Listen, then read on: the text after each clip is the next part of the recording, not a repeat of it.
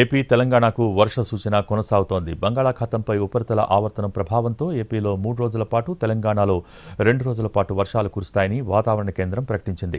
ఉపరితల ఆవర్తన ప్రభావంతో ఇప్పటికే 2-3 రోజులుగా తెలుగు రాష్ట్రాల్లో వర్షాలు కురుస్తున్నాయి. తెలంగాణలోని పలు జిల్లాల్లో విస్తారంగా వర్షాలు కురిశాయి. రంగారెడ్డి, వికారాబాద్, మహబూబ్ నగర్, నాగర్ కర్నూల్, వనపర్తి, ఆదిలాబాద్ జిల్లాల్లో ఓ మోస్తరు నుంచి భారీ వర్షాలు పడ్డాయి.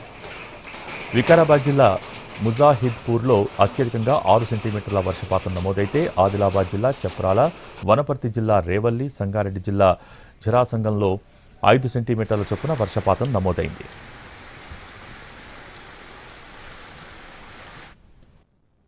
ఆంధ్రప్రదేశ్లో కొన్ని జిల్లాల్లో ఎండలు కాస్తున్నా మరికొన్ని జిల్లాల్లో వర్షాలు పడుతున్నాయి. శ్రీకాకుళం, విజయనగరం, పార్వతీపురం, మన్యం, అల్లూరి సీతారామరాజు జిల్లాల్లో తేలికపాటి వర్షాలు కురుస్తాయని, పిడుగులు పడతాయని ఏపీ విపత్తుల నిర్వహణా సంస్థ అంచనా వేస్తోంది.